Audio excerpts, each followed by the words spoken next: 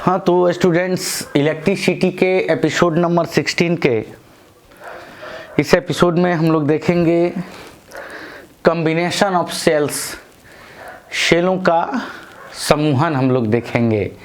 सेलों को जोड़ना सीखेंगे कि कब उन्हें समानांतर क्रम में जोड़ा जाए, कब उन्हें श्रेणी क्रम में जोड़ा जाए और कब उन्हें मिश्रित क्रम में जोड़ा जाए। ठीक है, तो अभी हम लोग देखते हैं सीरीज कॉम्बिनेशन ऑफ सेल्स। इसमें हम लोग देखते हैं क्या, तो इसमें देखते हैं सीरीज कॉम्बिनेशन ऑफ सेल्स, यानी इसमें हम लोग देखते हैं सेलों का श्रेणी क्रम समूहन। इसमें हम लोग देखते हैं सेलों का श्रेणी क्रम समूहन, सीरीज कॉम्बिनेशन ऑफ सेल्स। तो इसमें बच्चों अगर सेलों का श्रेणी क्रम समूहन देखें तो अगर बात करें कि ऐसे एक सेल हो गया, एक प्लस एक माइनस, फिर एक यहाँ सेल हो गया, एक प्लस एक माइनस, फिर एक यहाँ सेल हो गया प्लस एक माइनस, तो इनको जोड़ना है। तो इसको कैसे सीरीज कॉम्बिनेशन में जोड़ा जाता है, तो इसका माइनस वाला पोल जो है उसको एक तार से जोड़ देंगे दूसरे बैटरी के पोल वाले प्लस वाले पोल से। अब दूसरे बैटरी के माइनस वाले पोल को तीसरे बैटरी के प्लस वाले पोल से जोड़ देंगे ऐसे, और फिर पहले के प्लस और दूसरे और सबसे अंतिम के माइनस से जो है वो अपना सिस्टम जैसे टेलीविज़न या रेडियो जो कुछ भी जोड़ना है यानी एक्सटर्नल रेसिस्टेंस से जोड़ देंगे। तो इसके लिए हम लोग इसको कैसे दिखा सकते हैं, तो इसको हम लोग ऐसे दिखा सकते हैं, एक सेल यहाँ, फिर एक सेल को यहाँ दिखा सकते हैं, यहाँ दिखा सकते हैं, फिर ऐसे लिख सकते हैं n सेल्स और n सेल दिखा सकते हैं यहाँ पे कि n सेल जुड़े हुए हैं। तो ये एक सेल का प्लस, ये माइनस, ये दूसरे सेल का प्लस, ये माइनस, ये nवें सेल का प्लस और ये माइनस। और उसके बाद से आप चाहें तो यहाँ पे एक कुंजी लगा सकते हैं के, चाहें तो एक एमीटर लगा सकते हैं। ठीक है, एक एक्सटर्नल रेसिस्टेंस लगा सकते हैं। बड़ा बड़ा थोड़ा दिखाएंगे, नहीं तो वो धारा नियंत्रक रियोस्टेट हो जाएगा। तो ये आप ऐसे इसको जोड़ दिए। अब क्या मान लिए कि ये जो सेल है, ये एवरी जो सेल है वो ई है, इसका ईएमएफ प्रत्येक सेल का ई ही है और प्रत्येक का इंटरनल रेसिस्टेंस स्मॉल आर है, एक्सटर्नल रेसिस्टेंस कैपिटल आर है, और करंट जो है वो आई मैग्नीट्यूड की चल रही है, आई परिमाण की धारा जो है वो चल रही है परिपथ में, पॉजिटिव पोल से चल रही है, यानी धारा जो है वो विद्युत क्षेत्र के विपरीत दिशा में चलती है। अगर यहाँ बात करें कि यह सेल जो है तो यहाँ विद्युत क्षेत्र ये पॉजिटिव पोल है और ये नेगेटिव, तो प्लस से माइनस पोल की ओर विद्युत क्षेत्र होगा इस दिशा में, तो धारा चलेगी इस दिशा में। तो प्लस से आप जानते हैं प्लस से माइनस चार्ज की ओर इलेक्ट्रिक फील्ड होता है, तो इलेक्ट्रॉन इधर की ओर आएगा। ठीक है, तो इधर से ये धारा चलेगा, तो ये इलेक्ट्रिक फील्ड इस दिशा में है प्लस से माइनस, तो धारा इधर से चल रही है। तो यहाँ ये लिख सकते हैं कि माना n सेल क्या किए गए हैं, तो श्रेणी क्रम में जोड़े गए हैं जिनमें प्रत्येक का विद्युत वाहक बल E तथा आंतरिक प्रतिरोध स्मॉल r है। ठीक है, तथा आंतरिक प्रतिरोध क्या है, तो स्मॉल r है, और बाह्य प्रतिरोध लिख सकते हैं बाह्य प्रतिरोध या बाहरी प्रतिरोध जो एक्सटर्नल रेसिस्टेंस है, एक्सटर्नल रेसिस्टेंस जो है वो R है, और मेन सर्किट से यानी मुख्य परिपथ से प्रवाहित धारा I है। मुख्य परिपथ से प्रवाहित धारा I है, ठीक है, I है। तो ये हमने अपना एक लैंग्वेज लिख दिया। अब ये तो आप समझ ही गए कैसे जोड़ा गया। अगर इसका भी डेफिनेशन लिखना चाहते हैं सीरीज कॉम्बिनेशन का, तो ये लिख सकते हैं कि जब एक सेल का निगेटिव पोल दूसरे सेल के पॉजिटिव पोल से, दूसरे सेल का निगेटिव पोल तीसरे सेल के पॉजिटिव पोल से, और इस प्रकार आगे भी जोड़ा जाता है, तो सेलों का इस प्रकार का समूहन क्या कहलाता है? तो श्रेणी क्रम समूहन कहलाता है, ठीक है। तो इसको भी आप चाहें तो यहाँ पे लिख सकते हैं। यहाँ तक, अरे यहाँ तक तो नहीं दिख पाया आप लोगों को शायद, ठीक है। तो अब यहाँ पे अगर ओम के नियम की बात करें तो यहाँ ये भी लिख सकते हैं, जब एक सेल का ऋणात्मक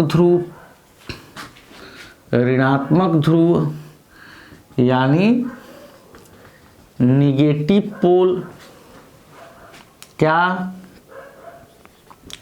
तो दूसरे सेल के पॉजिटिव पोल से यानी धनात्मक ध्रुव से, तथा दूसरे सेल का निगेटिव पोल तीसरे सेल के पॉजिटिव यानी धनात्मक पोल से जोड़ा जाता है, तो सेलों के इस प्रकार का समूहन, तो सेलों के इस प्रकार का समूहन क्या कहलाता है बच्चों? तो श्रेणी क्रम समूहन कहलाता है, ठीक है।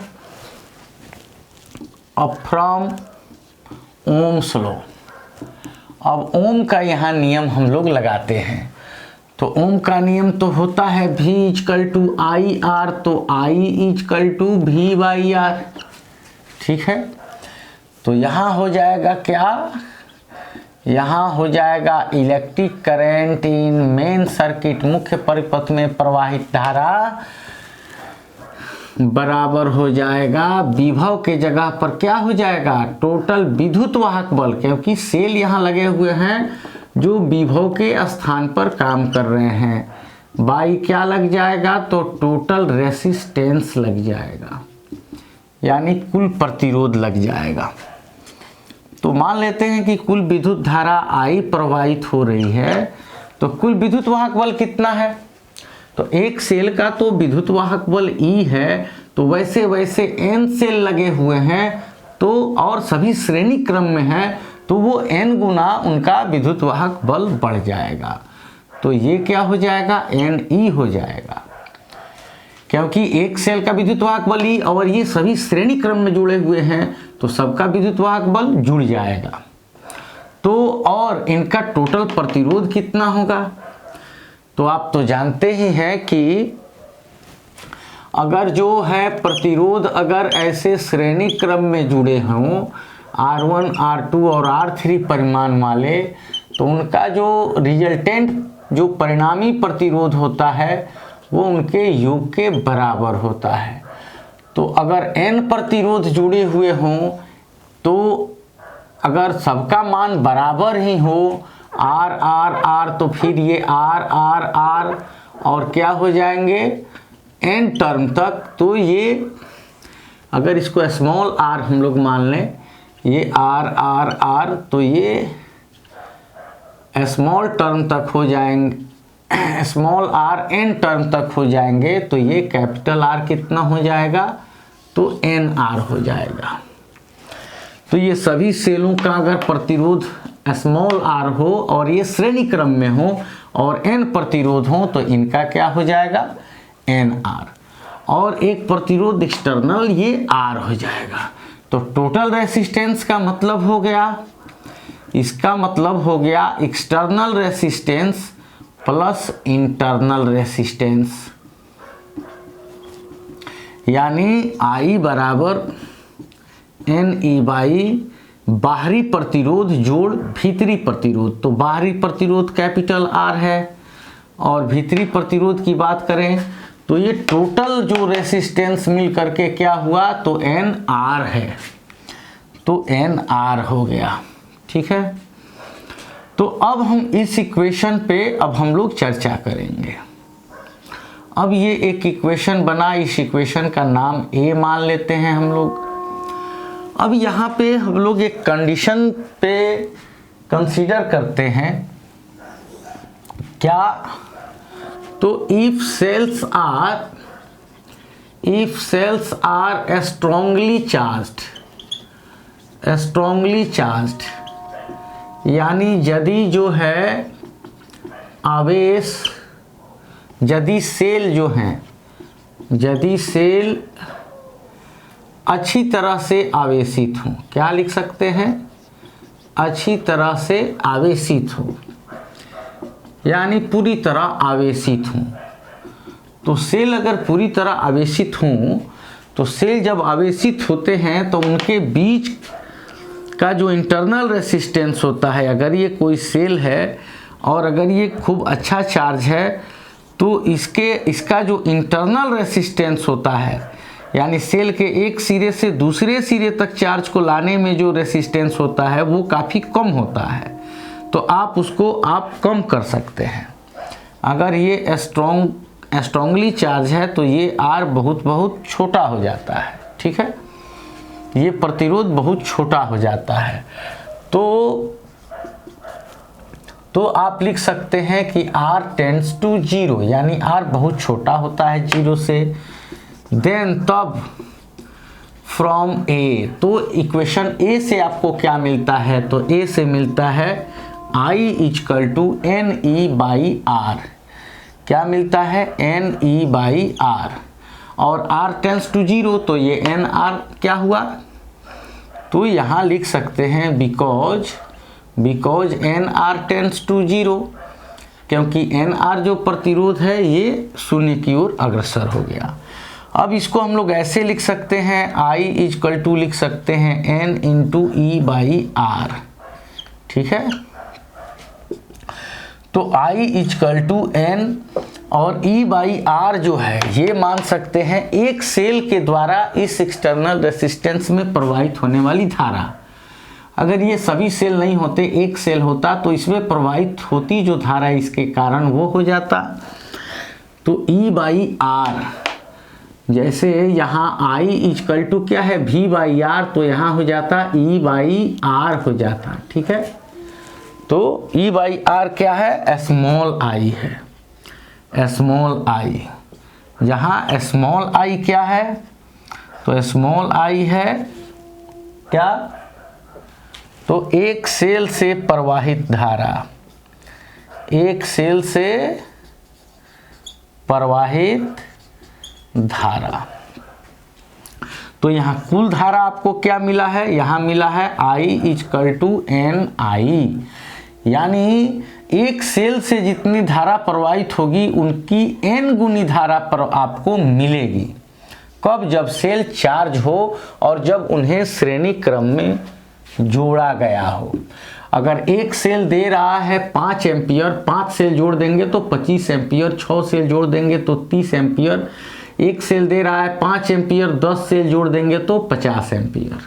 कब, जब सेल चार्ज हो, सभी सेल चार्ज हो तो उन्हें अगर श्रेणी क्रम में जोड़ दिया जाए तो जितने सेल जोड़े जाएंगे उतनी गुनी धारा बढ़ जाएगी।